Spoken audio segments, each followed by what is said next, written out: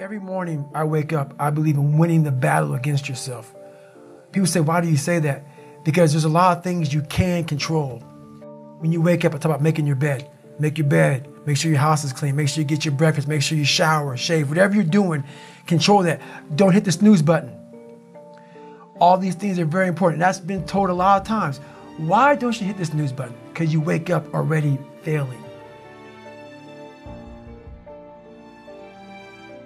So what happens when you hit the snooze button? You may not make your bed. You may not do your hair the way you want it. You may not pick the right clothes out in the morning time. And I go back to this real quick. Remember how you had a job interview for a job? We've had several of them in our lives. What did you do the night before that job, weeks before the job interview, when you knew you had it? You prepared you had a bowl out for your oatmeal, your cereal, whatever you had in the morning time. Your coffee cup was out. Your clothes were laid out. You studied, you rehearsed, you were ready. You brought your best self. You were going to war with yourself because you wanted that interviewer to see your best self.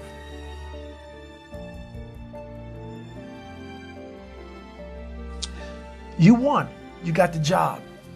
After a few months in that job, you look around. I got the job. You start to back off. The clothes aren't out.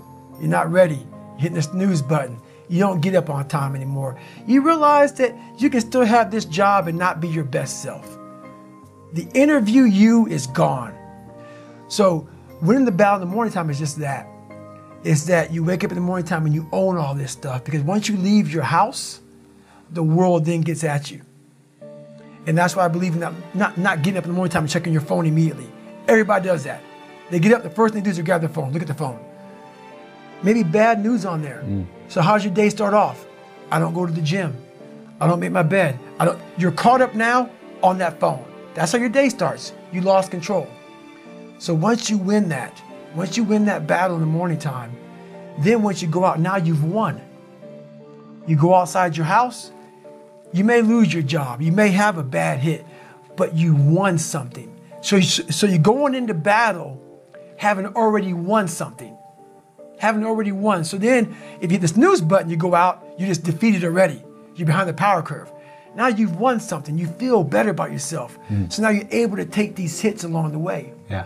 So that's the mindset that I think it's important to bring with you every day you go, everywhere you go in life. Win what you can.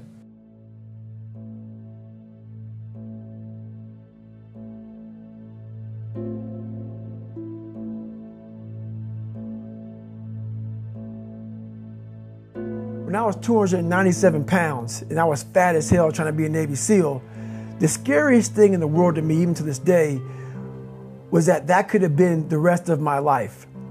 I thought then I was trying hard. That's the scariest thing in the world. I thought then, 297 pound, working for Ecolab, spraying for cockroaches, making $1,000 a month. I thought that was me at my 100% potential. Come to find out, a few years later, I wasn't anywhere near that. 106 pounds less, graduate Navy SEAL training, went on to do all these other things. Looking back on that was me trying hard. That's why people gotta understand, what is in us, we have no idea until we start trying hard. And I mean really trying hard, where you're obsessed with, hey, this is my new norm. My new norm is that, wow, this isn't always fun. It's not always meant to be fun. And that's when you know you're trying hard.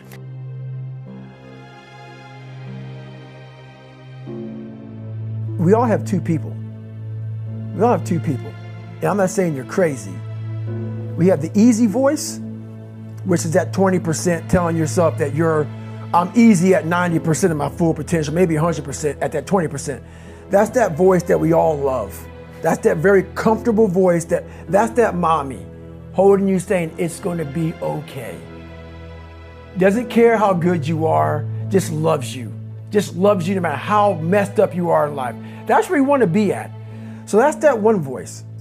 This other voice that we walk very far away from is a voice saying, hey man, you ain't doing shit. So we try to get this voice out of our head completely. And we live over here in this land. So what you have to do first is turn up this voice over here. The voice saying things to you that aren't nice. That it's in our head saying, you know what, man? Dude, you're not doing shit. You're not I mean, and it's not putting yourself down. People take this the wrong way in this new society. I'm not saying to put yourself down. I'm saying listen to the truth. And the truth isn't in the 20%. The truth is in this other part of your brain saying, look, man, you're wasting a bunch of percentage here. We have 80 more percent that we're not tapping into, because in this other 80% is suffering, pain, failure, self-doubt, darkness.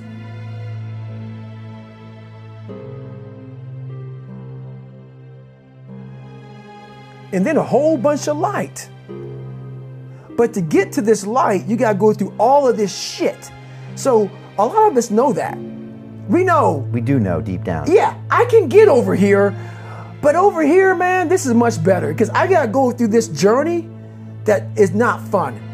This from 20 to 100%, this shit in between is not fun. So we decided to live over here. So everybody goes, how do you do that? You know exactly how to do that. You know exactly. It's not a magic trick.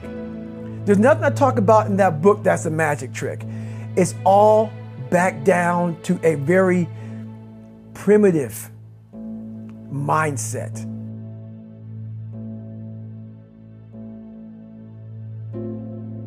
Of we just have to do. It's like breathing. Breathing becomes normal. Like we don't even know that we're doing it. That's how you have to live your life. When that alarm clock goes off at 4 or 5 in the morning, your mind says no. You just say, it's just what we do. It's what we do now. Because to get to where you want to go, the amount of pain involved, I'm not saying physical, I'm not saying you got to break yourself off.